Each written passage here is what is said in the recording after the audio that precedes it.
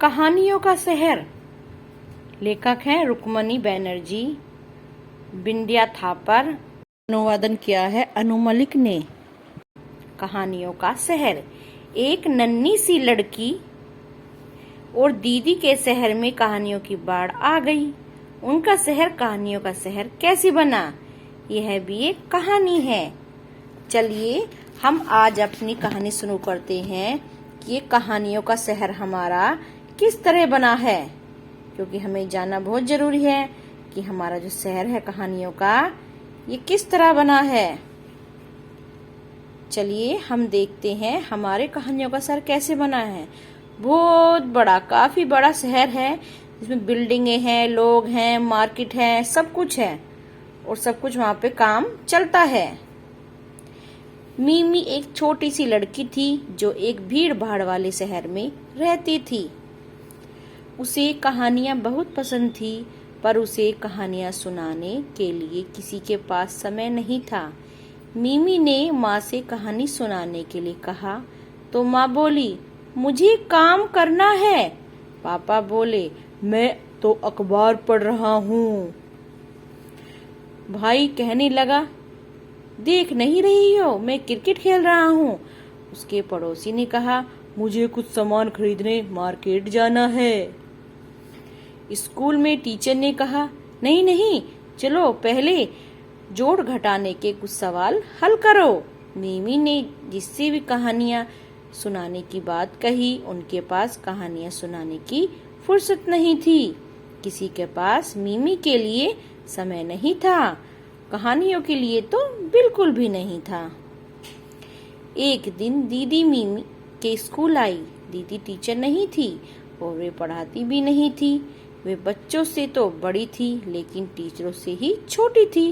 दुबली सी, पतली सी, चमकीली आंखों वाली, चेहरे पर हल्की सी मुस्कान। दीदी रोज स्कूल आने लगी और बच्चों की दोस्त बन गई और टीचर भी। मीमी मन ही मन सोचती, क्या दीदी को कहानियां आती हैं? लेकिन वह पूछने से हिचकिचाती थी।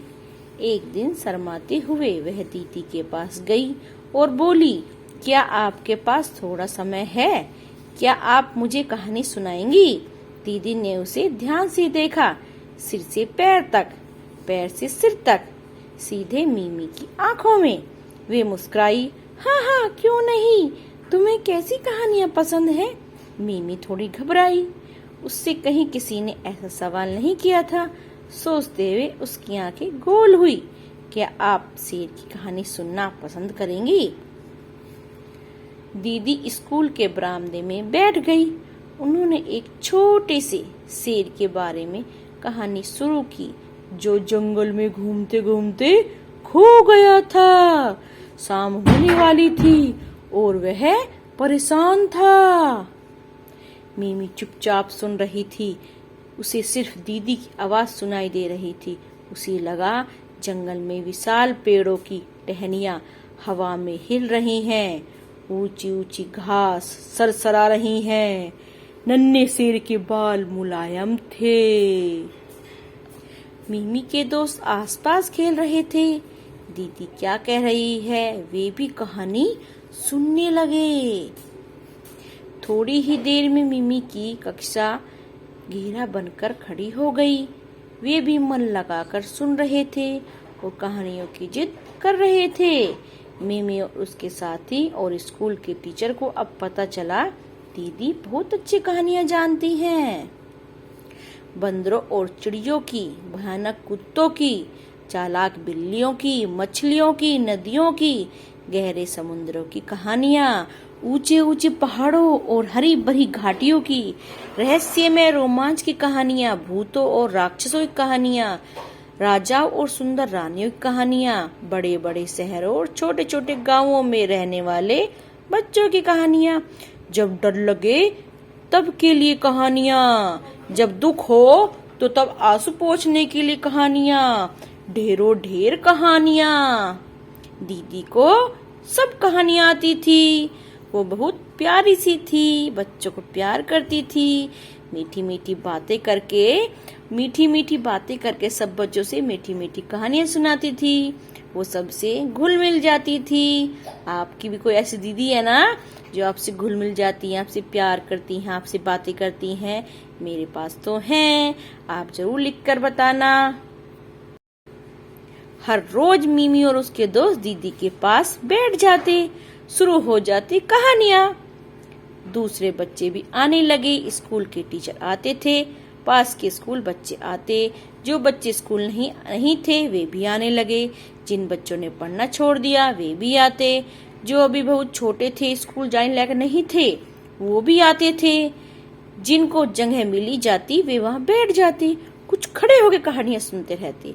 जो भी जरा छोटे पेट के बल लेट जाते, कहानियों के सारे चेहरे टिकाकर चुपचाप सुनते रहते। कहानियां सुनकर उन्हें पता चला एक दूसरे कहानियां कैसे सुनाई जाती हैं। उन्होंने जाना कैसे कहानियां गढ़ें, कहानियां कैसे बुने, कहानियों को मिलाकर कैसी नई कहानियां बनाए। नीले आसमान में जैसे पतंगे उड़ाते हैं ना, वैसे कल्पना की डोर पर हम कहानियां उड़ाते हैं। कुछ ही दिनों में पूरे शहर में कहानियां फैल गई। माँ ने काम बंद किया और पापा ने अखबार, टीचरों ने गणित की किताबें रख दी और पड़ोसियों ने खरीदारी नहीं की। बड़े भैया ने क्रिकेट खेलना बंद कर दिया और छोटी बहन ने रस्सी कूदना भूल गई। सभी कहानियां सुन रहे थे और सुना रहे थे। पूरा शहर एकदम फ्री था, सब कहानियों मजे ले रहे थे, कोई इधर उधर बिजी नहीं था बिल्कुल भी। सब्जी वाले ने सब्जी बेचना बंद कर दिया, दूध वाले ने दूध देना बंद कर दिया, पान वाले ने अपना सारा पान सुपारी किनारे पर रख दिया। उन लोगों ने एक दूसरे को कहानी सुनानी शुरू कर दी। बस ड्राइवर अपनी सीट पर कूद कर आ गया और सुनने लगा।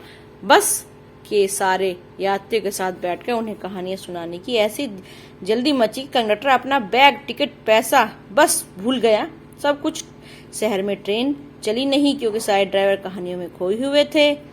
अखबार में नहीं छपे, मकान बनने बंद हो गए थे, होटल में खाना मिलना बंद हो गया था, भेल वाला भेलपूरी नहीं बना रहा था, मछुआरे मछली नहीं पकड़ रहे थे, कोई भी कुछ नहीं करना चाहता था, बस कहानियां सुनना चाहता था। कहानियां कहानियां कहानियां, कोई कुछ नहीं कर रहा था। डाकिया चिट्ठी लेकर नहीं आया क्योंकि वे कहानियां सुनते रहते थे। चौराहे पर जहां चारों ओर कार स्कूटर की भीड़ लगी थी, उनके बीच में पुलिस वाला बैठा कहानियां सुना रहा था। घरों में टेलीविजन नहीं चल रहे, चारों तरफ कहानियां ही सिर्फ कहानियां गूंज रही थी। इतना बड़ा शहर, सब कुछ ठप हो गया था, जैसे सब कुछ ठहर गया हो। शहर के मेयर को चिंता होने लगी, अब क्या किया जाए। समुद्र के किनारे अपने घर में चहलकदमी करते हुए उन्होंने अपने मंत्रियों की बात की। कोई कुछ नहीं कर रहा है, सारा शहर बंद काम करके बंद पड़ा है। मंत्री ने रात भर जागकर योजना बनाई लेकिन कोई फायदा नहीं हुआ, किसी ने उनकी बात पर ध्यान नहीं दिया। तब अंत में दीदी और मिमी की खोज कर समुद्र किनारे मेयर के निवास पर हाजिर होने का हुक्म मिला। मंत्री ने बताया कि इन दोनों ने शहर में कहानियों की बाढ़ ला दी है। ये सारा शहर गोते लगा रहा है। ऊंचे खंभों और ऊंची छतों पर विशाल कमरे, नन्ही मिमी और छोटी दिख रही है, जिससे दीदी का हाथ कसकर पकड़ लिया। भारी भरकम मंत्रियों के बीच घिरी दीदी छोटी सी लग रही थी, कोई मुस्कुराया तक नहीं। सभी लोग भवे सिकोड़े हुए गुस्से से आंखें भरी देख रहे थे और वह मंत्री जी के पास खड़ी थी। मेयर की रोबीली आवाज गूंजी, कहानियों ने तो नाक में दम कर रखा है, हमारा इतना बड़ा शहर ठप पड़ा है, आखिर हम क्या कर रहे हैं। कमरे में सन्नाटा छा गया। खिड़की के बाहर हल्की सी आवाज तैर रही थी, वहां मेयर का माली उनके आकांक्षों की कहानी सुना रहा था। मिमी ने दीदी का हाथ और कसकर पकड़ लिया। दीदी बिना घबराए मेयर के सामने किया। उनकी आवाज साफ सुनाई दी, ठीक है, एक शर्त है, आप ऐलान कर दीजिए इस शहर में हर सुबह शाम कहानियां सुनाई जाएंगी, इस तरह सबके पास कहानियां होंगी, अपना वो सारा काम कर लेंगे। मेरे उछले, बहुत खूब, मंत्री ताली बजाए और मंत्री सब ताली बजाने लगे। भारी भरकम मोटे लंबे आदमी औरत मुस्कुराने लगे। दीदी की उंगलियों पर मिमी की पकड़ पड़ गई और सब खुश हो गए। सबने चैन की सांस ली। तो तब आज तक इस शहर में हर जगह कहानियां सुबह दूसरी को सुनाई जाती हैं। सुबह शाम उसी दिन से मिमी और दीदी का है भीड़ भाड़ वाला शहर कहानियों का शहर कहलाने लगा। आपको मजा आया कहानी सुनकर? मुझे तो बहुत मजा आया।